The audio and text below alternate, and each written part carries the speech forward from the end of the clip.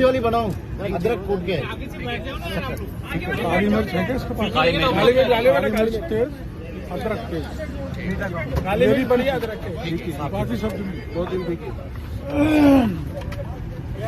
Doctor साहब इधर देखिए, डॉक्टर साहब सामने, सामने देखिए। हाँ बस सामने देखिए। मैं तो सामने ही देखता हूँ।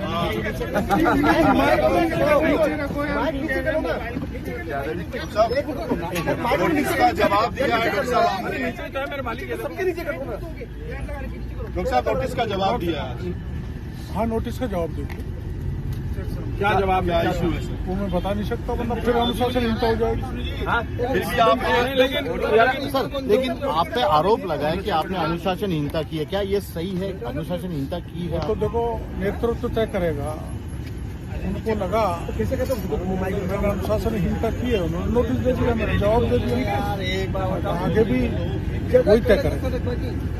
राष्ट्रीय अध्यक्ष से मिलने का समय मांगा है आप? नहीं, मैंने नोटिस की कॉपी नड्डा जी को भी भेजी आपने? मैं वो तो प्रदेश अध्यक्ष ही भेजे थे। प्रदेश अध्यक्ष ही को मैंने कल जवाब दिया। अच्छा डॉक्टर साहब, क्यों आई सारी नौबत? ये कांग्रेस लगातार हंगामा करती रही सदन में, 7 घंटे तक खड़े रहकर उन्होंने हंगामा किया। अब वो तो कांग्रेस वालों से पूछो हंगामा क्यों किया। डॉक्टर साहब क्या आप नाराज हो क्या? बार बार ये सवाल आ रहा है कि डॉक्टर साहब फोन टेपिंग के आपने तथ्य भी दिया, आपने लेटर में कहा है कि आपके पास इनपुट था कि आपका फोन टैप हो रहा है। नहीं, ऐसी बात नहीं। और आपके घर के बाहर जासूसी हो रही है? मैंने नहीं कही बात है। घर के बाहर जासूसी हो रही है? जासूसी हो रही घर बात किया वाले? इतने जासूस है वो ना, आप जासूस ही और क्या हो? मीडिया वालों का जिक्र कर रहे हैं। मीडिया का जासूस नहीं, आप वैसे जासूस। मीडिया वाले भी जासूस होते हैं। सीआईडी वाले जो आपके घर के बाहर लगातार। अच्छा दर्शक, क्या आपको लगता है कि आपने अनुशासनहीनता की है? ऐसा कुछ कह रहे हैं कि साहब अनुशासनहीनता की है, पार्टी की छवि खराब की, कुछ ऐसा है आपके? वो तो नोटिस में आपने सारा पढ़ लिया। मैंने प्रयास किया है मेरे नेतृत्व को संतुष्ट करने का। अब क्या जवाब दिया वो मैं बताऊंगा नहीं। कोई नाराजगी है अभी भी आपको? मेरी नाराजगी होती तो मैं इतना हंसता क्या? नहीं, हंसते तो बार बार ये सवाल उठता है डॉक्टर साहब। वीडियो में आपने कहा कि भाई मेरे फोन टेप हो रहे हैं, मेरे ऊपर निगरानी रखी जा रही है। वो तो आपने बोला ना, वीडियो आ रहा था वायरल। ये जो अब आप मेरी सारी चीज टेप कर रहे हो, आप सब मेरे पर निगरानी रख रहे हो कि नहीं रख रहे हो? और मेरी हर चीज टेप हो रही है। कहने का अर्थ यही था। डॉक्टर साहब आप समय समय पे मुद्दे उठाते रहे तो आगे जारी रहेगा ये इस नोटिस के बाद, या पार्टी फॉर्म पे ही अपनी बात रखी?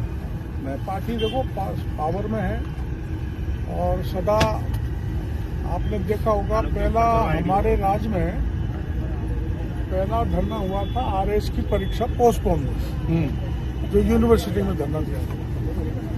तो हम मंत्री रहने के बाद भी उनके पास मिलने गए थे और मुख्यमंत्री जी को कहा था, वो आंदोलनकारी की बात मानी, परीक्षा पोस्टपोन कर दी।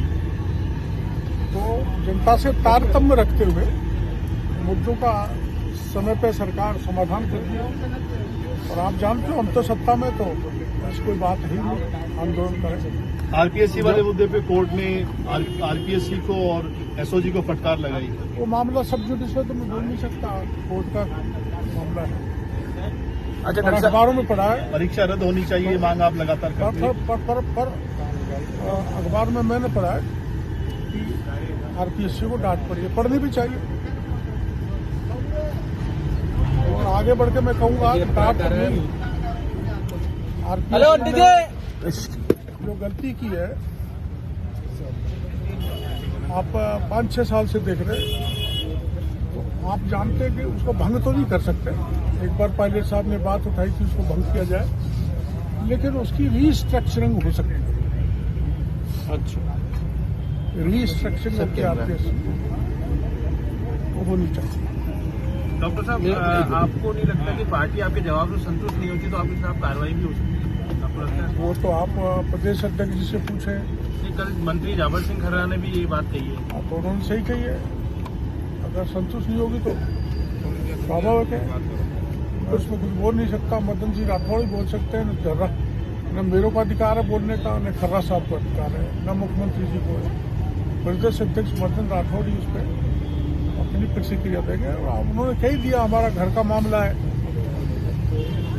उसमें आप लोग तो खामे खा एक चाय पे सब कुछ बुलाना चाहते हो।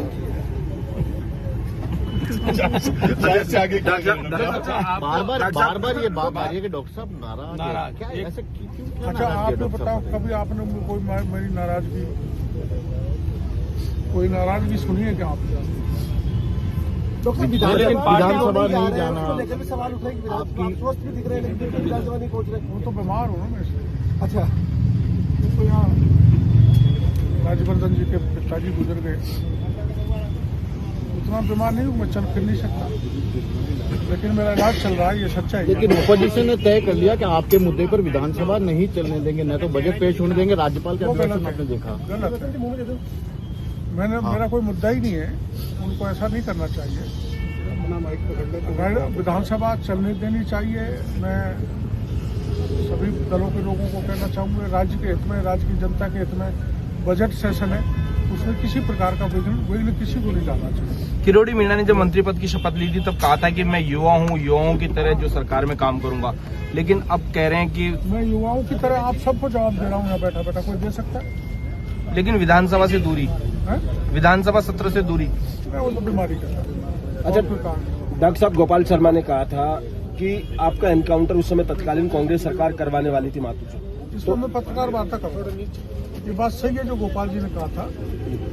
उस राज्य में इनकाउंटर के आदेश 2 MLA जो ज्यादा आंदोलन करते थे जनता के मुद्दों को लेकर, हरीश जी शर्मा जो कानपुर से थे और मैं उस समय महुआ से बना, तो उस समय के मुख्यमंत्री ने, सरकार ने, क्योंकि मैं आपको पता होगा 1.5 महीने तक सिविल लाइन को घेरे बैठा रहा था 5000 मजदूरों को लेकर, तो उन्होंने ऐसा कहा था और भैरव सिंह जी ने बुला के हमको बताया था, और भैरव सिंह जी ने उस समय के DIG सिक्योरिटी को चेतावनी भी दी थी।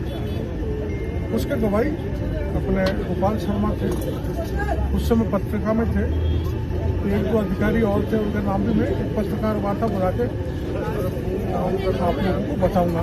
जो सच बात थी कि वो हमारा इनकाउंटर करना चाहते थे उस समय। डॉक्टर साहब, आप मंत्री हैं, ठीक है, और आपको नोटिस दिया बीजेपी प्रदेश अध्यक्ष ने, क्या सरकार को आपसे जवाब नहीं मांगना चाहिए था, या बीजेपी प्रदेश अध्यक्ष ने मांगा तो पार्टी के पदाधिकारी भी नहीं आ पाए? तो संगठन सत्ता से ऊपर होता है, तो कोई कितना ही बड़ा आदमी हो हमारे पार्टी में, कोई मंत्री हो, वो कोई महत्व नहीं रखता, संगठन का मुखिया ही महत्व रखता है। तो संगठन के मुखिया ने वो नोटिस दिया है। सरकार बड़ी नहीं है संगठन, मेरी मान्यता है और हमारी पार्टी की। सर, हनुमान बेनीवाल ने कहा है कि किरोड़ी मीणा जी ने मेरा उस वक्त साथ छोड़ दिया, वो आज साथ होते तो ऐसी नौबत नहीं आती। नहीं, वो तो हनुमान जी छोड़ के गए। हनुमान जी का जन्म बीजेपी में हुआ है, उनके पिताजी बीजेपी से विधायक थे। मैं तो लौट के वापस आ गया मेरे घर में, तो हनुमान जी को मैंने कहीं नहीं छोड़ा। और बाकी वैसे मुद्दे हैं जो जनहित के, हमारी पार्टी, हमारी सरकार हनुमान जी के साथ है, हर किसी विधायक और MP मंत्री के साथ। लेकिन हनुमान बेनीवाल भी आपका साथ चाहते हैं, हनुमान बेनीवाल भी अब भी आपका साथ चाहते हैं। उनको कोई पॉली हाउस देना होगा, कोई खाद बीज सप्लाई करना होगा, कोई नरेगा के काम देने होंगे, उसमें कोई भ्रष्टाचार हुआ होगा, उसकी जांच करेंगे, सहयोग करेंगे। क्या अच्छा, विभाग ये है, सरकार की दृष्टि से कोई सहयोग देना होगा, उसमें कोई राजनीति नहीं होगी, किसी भी दल का व्यक्ति हो, उसके विकास के काम कराएंगे, सहयोग करेंगे। चाय दो डॉक्टर साहब,